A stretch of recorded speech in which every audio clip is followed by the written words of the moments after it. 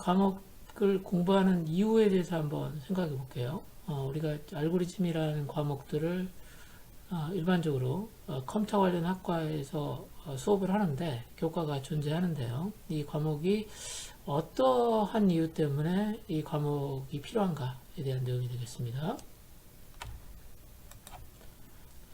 일단 여러분들과 같이 한번 그 문제를 한번 생각을 해보도록 하겠습니다. 보통 이런 말이 있어요.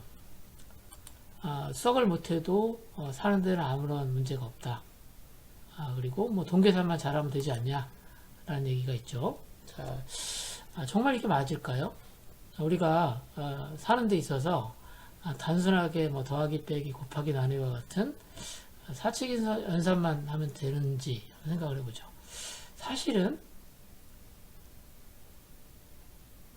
우리가 가지고 있는 자산을 가지고 생활하는 데 있어서는 사실은 다양한 의사결정을 할 때 그 확률을 사용하거나 통계를 사용하거나 또는 뭐 수요를 사용한다거나 이런 일들이 많이 있다라고 하는 겁니다. 예를 들어서 우리가 예금을 얼마 정도 하게 되면 얼마만큼의 돈을 실질적으로 이자로 얻게 되는가, 이런 부분 역시 사실은 그 단순한 수학 계산만 아니라 뭔가 의사결정하는 데 있어서 수학들이 사용하는 부분들이 있다라고 하는 겁니다.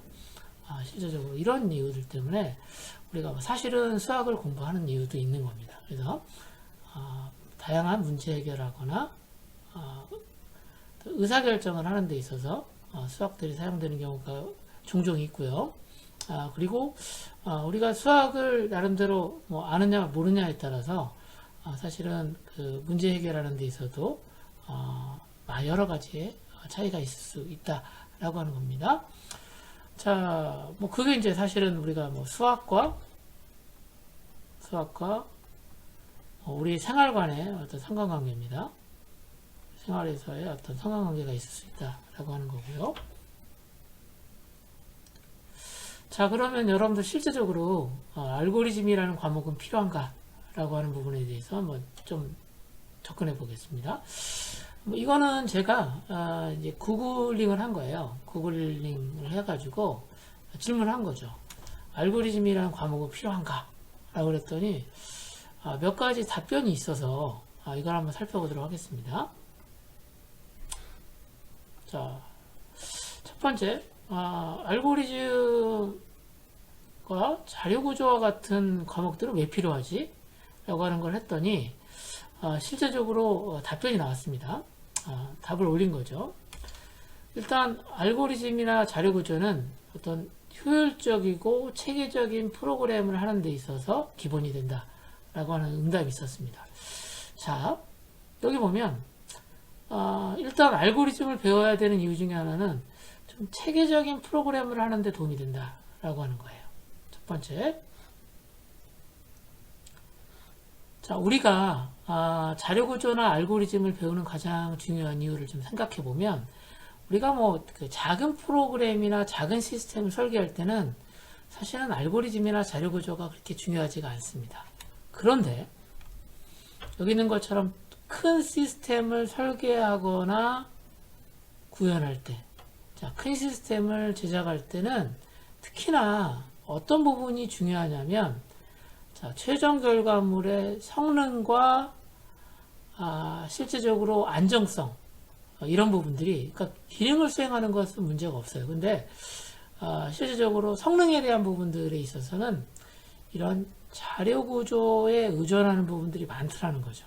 그리고 이 자료 구조를 사용하는 알고리즘들이 상당히 중요해진다라고 하는 겁니다. 다시 한번 말씀드리면, 작은 시스템을 사용할 때는, 작은 시스템을 설계할 때는 자료 구조나 알고리즘이 중요하지 않으나 대형의 시스템들, 대용량의 데이터를 처리하는 데 있어서는 여기 있는 것처럼 자료 구조나 여기 나와 있는 것처럼 자료 구조가 활용되어지는 알고리즘은 상대적으로 점점 중요해진다라고 하는 겁니다. 그러니까 우리가 실제적으로 자료 구조나 알고리즘을 올바르게 선택하는 것은 시스템의 성능과 매우 밀접한 관계가 있다라고 하는 겁니다.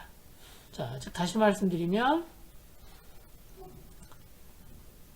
대용량의 시스템, 그렇죠?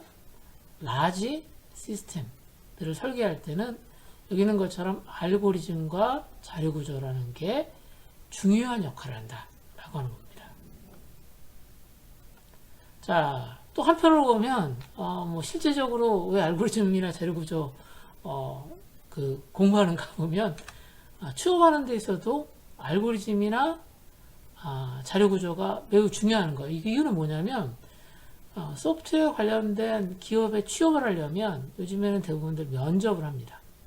면접을 할 때 대부분 뭘 물어보냐면 실제적으로 어떤 거 개발해봤어 이런 거 물어보지 않는다는 거죠. 주로 물어보는 게 가장 기본이 되는 알고리즘이나 자료구조의 처리 능력을 관련된 능력을 질문합니다. 이거는 사실은 미국의 구글도 마찬가지고요. 우리나라에 보면 네이버도 마찬가지입니다. 이런 데서 사실은 면접을 할 때 자료구조나 알고리즘을 다룰 수 있는가가 사실은 중요한 면접의 주제이다라고 하는 겁니다.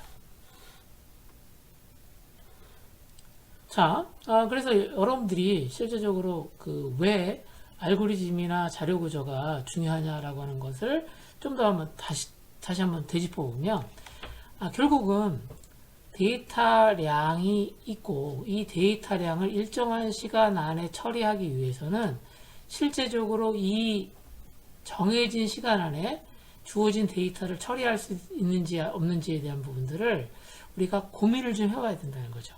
즉 다시 말해서 우리가 가지고 있는 시간도 무한하고 메모리도 무한하고 저장할 수 있는 것도 무한하고 그 다음에 CPU도 무한하다라고 하면 알고리즘이 그렇게 중요하지 않아요. 그러나 알고리즘은 제한된 환경에서 성능에 대한 부분들을 결정해야 될 경우에 중요한 이슈가 된다라고 하는 겁니다. 자, 왜 이게 중요하냐면 과거에는 어떻죠? 처리해야 될 데이터가 몇 개 안 됐어요. 제한적이었는데 이 처리해야 될 데이터가 점점 커진다는 겁니다. 즉 다시 말해서 빅데이터로 바뀌면서 이 빅데이터를 처리하기 위해서는 사실은 어때요? 그 데이터를 효과적으로 처리할 수 있는 알고리즘이 중요한 가치를 나타낸다는 겁니다. 즉 알고리즘이라고 하는 것은 어떤 주어진 문제를 해결하는 최적화와 매우 밀접한 관계에 있다라고 하는 것입니다. 그렇기 때문에 최근 들어서 이 알고리즘에 대한 요구사항들이 점점 더 중요해지고 있다라고 하는 거죠. 자, 그래서 전체적으로 보면 여러분들 잘 아시겠지만 이제 알고리즘이라고 하는 부분들이 사실은 S전자, L전자 이런데 쿠팡이라든가 카카오, 네이버 이런 데서 알고리즘 테스트를 도입하는 이유가 뭔가라고 하는 부분이에요. 자, 이건 뭐냐면 실제적으로 어떻게 주어진 문제를 해결할 수 있는가라고 하는 부분들을 이들은 이 알고리즘을 다루는 걸 가지고 판단할 수 있다는 겁니다. 즉 다시 말해서 기본기가 탄탄하면 당연히 구현할 수 있는 능력도 따라올 수 있을 거다라고 하는 거고요. 이런 이유들 때문에 기업에서 알고리즘에 대한 부분들을 인터뷰할 때 면접에 적용하고 있다라고 하는 겁니다. 자, 다시 한번 정리해보면요. 실제로 프로그래밍을 한다라고 하는 것은 단순히 우리가 소프트웨어 아키텍처, 객실지향 설계만을 다루는 건 아니라는 겁니다. 자, 실제적으로 프로그램을 할 때는 주어진 환경에서 체계적이고 그 다음에 효율적으로 문제를 해결할 수 있는 과정을 도출해야 되는데요. 자, 컴퓨터가 빨라지고 메모리 가격도 저렴해지고 있다라고 하는 겁니다. 그러면 알고리즘은 덜 중요할까? 라고 하는 것은 아니라는 거예요.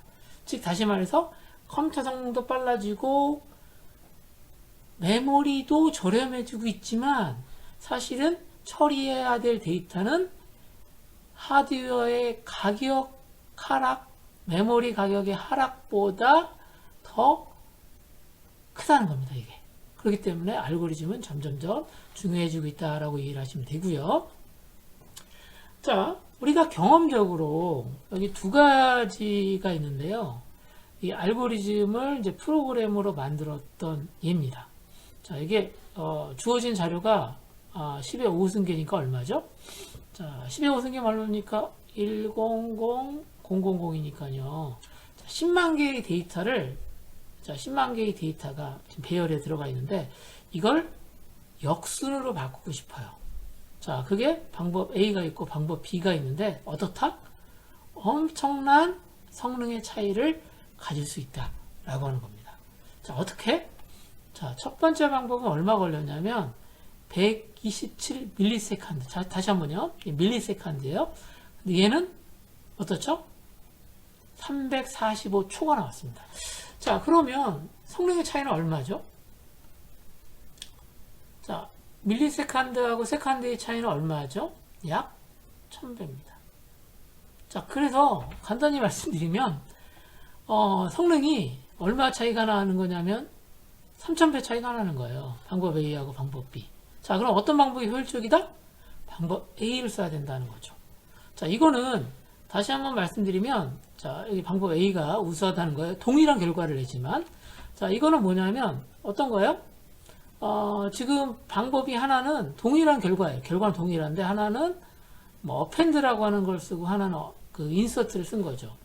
뭐 간단히 말씀드리면 자료의 맨 마지막부터 하나씩 꺼내가지고 앞에다가 쭉 붙이는 방법이 어펜드 방법이에요.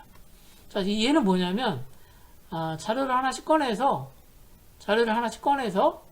이 사이사이에다 끼워 넣는 방법이죠. 그랬더니 인서트 방법입니다. 그랬더니 이게 엄청나게 B 방법보다는 빠르다는 거죠. 자, 이거는 아마도 경험적으로 우리가 어떤 프로그램을 실행했을 때 이렇게 성능이 안 좋지?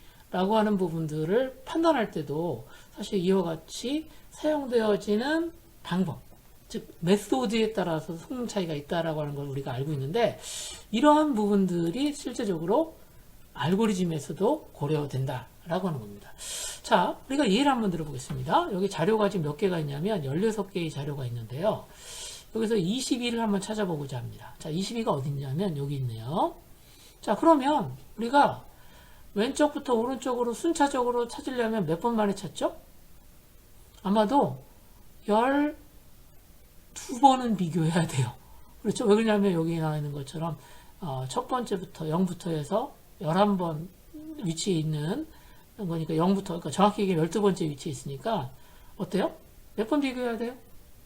12번 비교해요. 그런데 이것을 자료가 정렬되어 있다라고 하는 특징을 우리가 확인한 다음에 가운데부터 비교한다고 하면 한 번, 자, 두 번, 세 번, 네 번 만에 찾을 수 있다는 거죠. 우리가 순차적으로 비교할 때 12번이었는데 네 번 만에 찾을 수 있어요. 자, 몇 배가 성능이 좋아진 거죠? 보니까 3배 성능이 좋아졌어요. 자, 그런데 자료가 100개가 있다라고 하면 어떻게 될까요? 아마도 얘 같은 경우에는 50번 평균 걸릴 거고요. 얘는 몇 번 만에 찾을 수 있냐면 제 생각에는 자, 제 생각에 8번 정도는 찾을 수 있어요. 자, 50번하고 8번. 훨씬 더 좋아졌죠.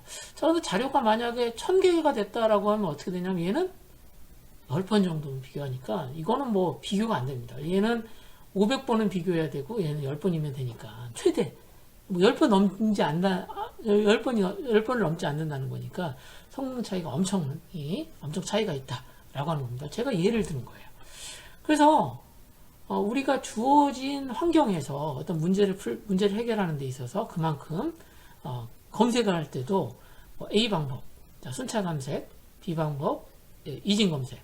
자, 순차 검색과 이진 검색의 차이가 이렇게 크다라고 하는 거 우리가 확인해 봤고요.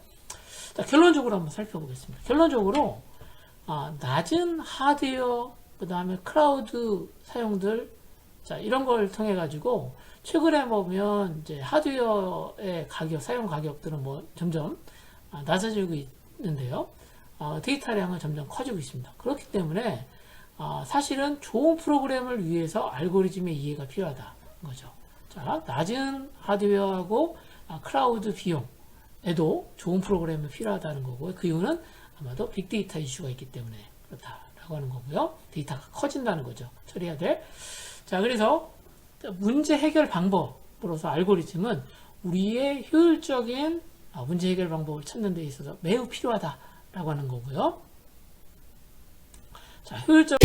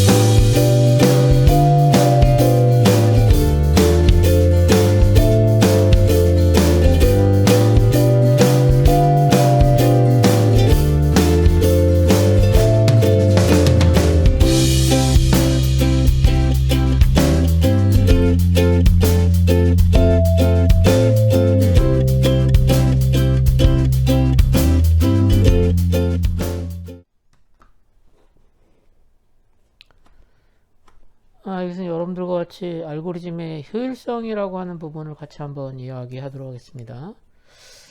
효율성이라고 하는 단어가 나오는데요. 얼마나 효율적이냐라고 하는 건데, 효율적이라고 하는 것은 알고리즘의 수행 시간 측면에서, 그다음에 이제 공간 측면에서 두 개의 알고리즘을 비교했을 때 시간이 더 적은 시간 안에 수행이 된다라고 하면 해당 알고리즘이 빨리 수행되어진 알고리즘이 효율적인 알고리즘이라고 하고요. 그리고 적은 공간이라고 하는 것은 이제 메모리입니다. 메모리, 그렇죠? 메인 메모리 같은 겁니다. 그래서 자원을 훨씬 더 적게 쓰는 것이 효율적이다라고 할 수 있습니다. 그런데 최근에 보면 시간과 공간을 기준으로 보면 어느 것이 더 중요해지냐라고 어느 것이 더 중요한가 생각하면 일단 과거에는 공간도 중요했는데 최근 들어서는 이제 시간이라고 하는 게 매우 중요해지고 있습니다. 자, 그 이유는 뭐냐면 컴퓨터의 하드웨어의 가격은 컴퓨터 하드웨어의 가격은 계속해서 떨어지거든요. 그렇죠? 근데 지금 보시면 아시겠지만 최근에 보시면 중요한 경향 중에 하나가 이제 데이터는 기하급수적으로 증가하는 거죠. 그러니까 실제적으로 하드웨어 가격이 저렴하기 때문에 실제적으로 이 공간이라고 하는 거나 자원은 그렇게 중요한 요소가 아니고요. 이 데이터를 대용량의 데이터를 어떻게 효과적으로 빨리 처리하느냐가 중요한 그 알고리즘의 효율성을 정하는 기준이 되는 겁니다. 그래서 시간이라고 하는 부분들을 좀 중요한 알고리즘의 효율성을 다루는 기준으로 이제 요즘에 등장했다라고 알아두시면 되겠고요. 그러면 여기서는 간단하게 이제 문제를 하나 정했습니다. 아주 간단한 문제인데요. 1에서 n까지 연속된 숫자의 합을 구해보자는 겁니다. 뭐 간단히 얘기하면 1에서 10까지 합 얼마죠? 뭐 55예요. 여러분들 왜 55냐라고 물어보면 1 플러스 2 플러스 3 플러스 점점점 해가지고 10까지 더하면 이 값이 55가 되거든요. 그렇죠? 그래서 지금처럼 더하기 연산이 몇 개가 있는가 확인해 볼까요? 1에서 2까지 더할 때는 연산이 2개가 필요하고요. 1에서 3까지 더할 때는 더하기 연산이 2개가 필요하니까 1에서 10까지 더하려면 이제 여기 있는 것처럼 더하기 연산이 9개의 플러스 연산이 실행되면 됩니다. 그렇죠? 그래서 중요한 연산 중에 하나가 이제 플러스 연산이 반복적으로 이루어진다라고 하는 겁니다. 자, 근데 이제 앞서 말씀드렸던 것처럼 이제 자료가 지금 10개잖아요. 10개니까 지금 9번 계산이 된 건데요. 1에서 만약에 1000까지다 그러면 현재 알고리즘으로는 아마도 얼마인지는 모르겠으나 아마도 999개의 더하기 연산이 필요할 거다라는 겁니다. 그래서 보시면 알겠지만 그 자료의 크기가 커지면 지금 방법은 이렇게 순차적으로 그 값을 더하는 경우는 이게 그 수행 시간 역시 계산하는데 그 최종적으로 걸리는 시간 역시 이렇게 기하급 그 크기에 비례해 가지고 다루는 크기에 자료의 크기에 비례해 가지고 증가된다라고 하는 겁니다. 자, 그럼 이런 문제를 조금 더 효과적으로 해결할 수 있는 방법이 없을까? 라고 하는 것도 생각해 보셔야 되죠. 그래서 우리가 알고리즘을 생각할 때는 좀 쉽게 한번 생각해 보자고요. 여러분들 이제 요리를 한번 생각해 봅시다. 자, 요리인데 지금 이게 잘 보이세요? 이게 라면입니다. 라면을 이제 그렇죠. 이게 끓여가지고 라면 요리를 만드는 거예요. 그러면 여러분들 생각하기에는 라면이라고 하는 요리를 만드는 방법은 여러 가지가 있을 수 있다고 봅니다. 그렇죠? 근데 첫 번째 방법은 뭐냐면 방법 1, 메소드 1은 방법 2가 있는데요. 방법 1과 방법 2가 있어요. 그래서 방법 1은 아무리 그 시간이 많이 걸려도 4분이면 다 끝나요. 그런데 이제 방법 2가 이제 중요한데 방법 2는 정말 맛있거든요. 정말 맛있는데 얘는 30분 걸려요. 자, 그러면 지금 여기 나와 있는 것처럼 방법 1과 방법 2 중에서 어느 게 더 효율적이죠? 사실은 라면 하나 끓일 때는 뭐 제 생각에는 1이나 2나 별로 중요하지 않은데 그 라면을 이제 여러분들이 실제 판매하는 라면을 판매한다기보다도 음식점인데 이게 주 메뉴가 라면이에요. 그러면 지금 그 라면을 일정 시간 안에 공급을 해줘야 되잖아요. 라면 요리를. 그런데 사실 30분이 걸린다라고 하면 아무리 맛있어도 사실은 공급하기가 어렵죠. 특히나 점심시간이 만약에 1시간이면 최대 2개밖에 못 끓이거든요. 그렇죠? 반면에 어때요? 4분이다라고 하면 몇 개 끓일 수 있죠? 아마도 요만큼 끓일 수 있습니다. 그렇죠? 자, 15개는 끓일 수 있다는 거죠.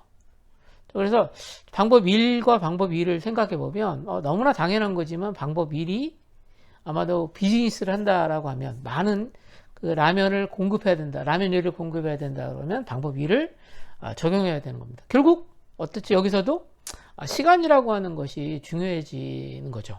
그렇죠? 그래서 여러분들과 같이 이러한 알고리즘의 효율성에 대해서 같이 한번 예를 들어서 한번 살펴볼게요. 자, 그래서 알고리즘이라고 하는 것이 뭔지에 대해서 잠깐 다시 한번 보면 알고리즘은 문제를 해결하기 위한 처리 절차예요. 과정이 있는 거죠. 그렇죠? 이 처리 절차를 이제 작성해 놓은 것을 알고리즘이라고 합니다. 그리고 이 알고리즘을 프로그래밍 언어로 작성한 것을 그 알고리즘의 프로그램이라고 합니다. 그렇죠? 자, 그러면 여기서 차지하고 자, 그럼 알고리즘이라고 하는 것이 아까 얘기했던 것처럼 문제를 해결하기 위한 처리 절차이기 때문에 처리 절차는 하나만 있는 게 아니거든요. 즉 다시 말해서 여러 개의 알고리즘이 존재한다라고 하는 겁니다. 그러니까 문제를 풀 수 있는 방법이 여러 개가 있을 수 있다는 거고요. 자, 그런 측면에서 봤을 때 어떤 게 좋은 알고리즘인가라고 생각해 보면 일단 알기 쉬워야겠죠. 여기서 이제 가정은 뭐냐면 정확한 결과를 추려간다는 가정입니다. 그러니까 알고리즘이 실제적으로 주어진 문제를 올바르게 풀지 못하면 그건 알고리즘이 아니에요. 그렇죠? 일단 가정은 뭐냐면 올바른 결과를 추려간다라고 하는 가정 하에 어느 것이 좋은 알고리즘이냐라고 하면 여기 있는 것처럼 일단 알기 쉬워야 되죠. 그렇죠? 알기 쉬워야 되고 속도가 빠르고 그리고 결국 효율적이다라고 하는 겁니다. 그래서 여기 효율적이다라고 하는 부분이 이제 아까 얘기했던 것처럼 시간과 공간이라고 하는 두 가지 측면에서 생각해 볼 때 고려해야 될 대상이고요. 그 다음에 여기 있는 것처럼 시간과 공간 중에서 누가 더 중요하다?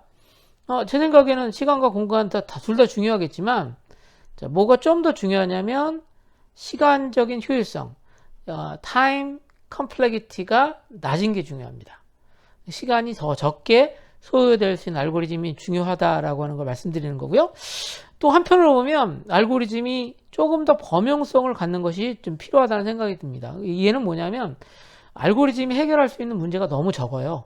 그거보다는 어떤 특정한 알고리즘으로 다양한 문제를 해결할 수 있다라고 하면 얘는 알고리즘으로서는 어때요? 상당히 좋죠. 왜냐하면 문제를 풀 수 있는, 해결할 수 있는 게 여러 개이기 때문에 재사용하기가 용이하다라고 하는 걸 설명드리는 겁니다. 자, 그리고 여기서는 다른 것보다도 이제 시간이라고 하는 측면에서 한번 알고리즘의 효율성을 한번 고민해 보도록 하겠습니다. 자, 지금 두 가지 방법이 있어요. 자, 1에서부터 n까지 더하는 방법이 있는데, 자, 보세요. 방법 1이 있고요. 방법 2가 있는데, 자, 방법 1은 앞서 제가 설명했었던 아주 고전적인 방법이죠. 여기 있는 것처럼 반복문이에요. 반복문을 가지고, 자, 여기 있는 것처럼 1부터 시작합니다. 1부터 시작해서 n까지예요. 이게 n 플러스 1이라는 게 파이썬에서는 이게 n까지거든요. 까지 i 값을 하나씩 꺼내서, 자, 여기는 썸이 처음엔 0이고요. 처음에 초기화할 때 0으로 설정한 다음에 그 썸에다가 i 값을 계속 더해서 최종적으로 n까지 합을 구하는 방법입니다. 방법 1. 자, 방법 2는요.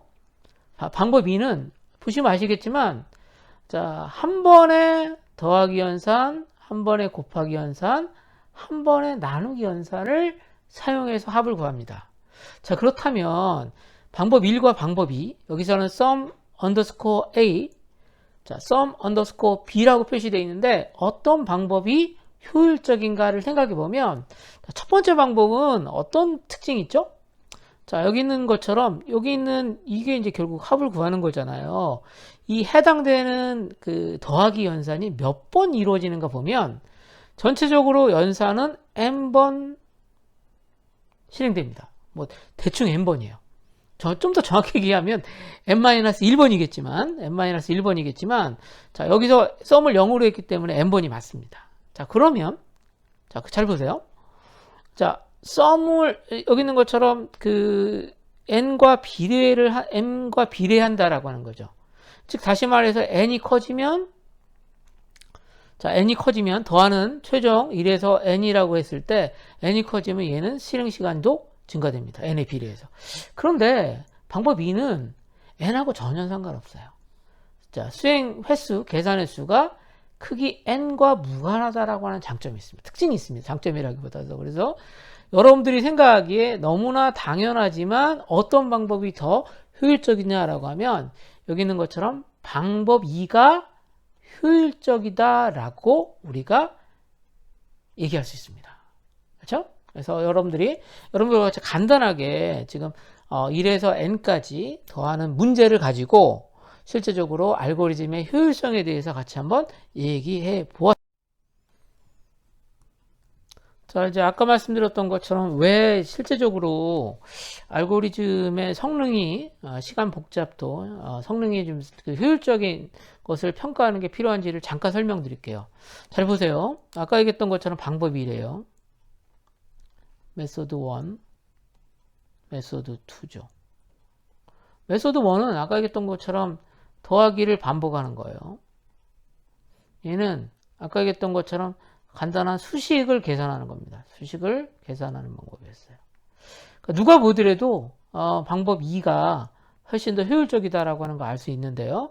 자, 중요한 것이 뭐냐면 자료의 크기가 1에서 만까지 더할 때는 보시면 알겠지만 1초도 안 걸려요. 그렇죠? 뭐 1초도 안 걸리면서 끝납니다. 방법 1은 0.8초 걸리고요. 방법 2는 0.00029초가 걸리네요. 근데 중요한 건 뭐냐면 여기 있는 것처럼 자료의 크기가 1에서 얼마까지죠? 1에서 100만까지 더한다고 생각해 보자고요. 그럼 방법 1은 91초가 걸리지만 방법 2는 큰 변화가 없죠. 거의 얘는 데이터의 크기, 내가 계산하려고 하는 크기하고 별로 상관없습니다.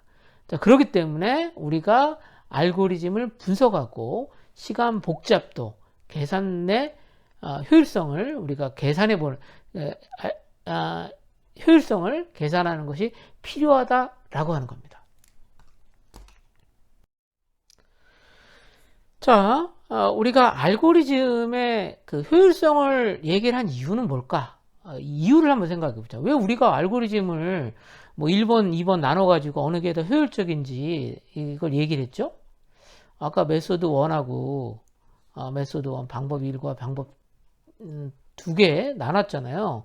근데 얘는 어떤 특징이 있었고 얘는 어떤 특징이 있었는지 잠깐 보면, 자, 1에서부터 n까지인데 1에서부터 10까지 더한다라고 생각하면 사실은 메소드 1을 사용한 방법 2를 사용한 알고리즘이나 방법 2를 사용한 알고리즘이나 별로 중요하지 않아요. 바로 끝날 거니까. 그렇죠?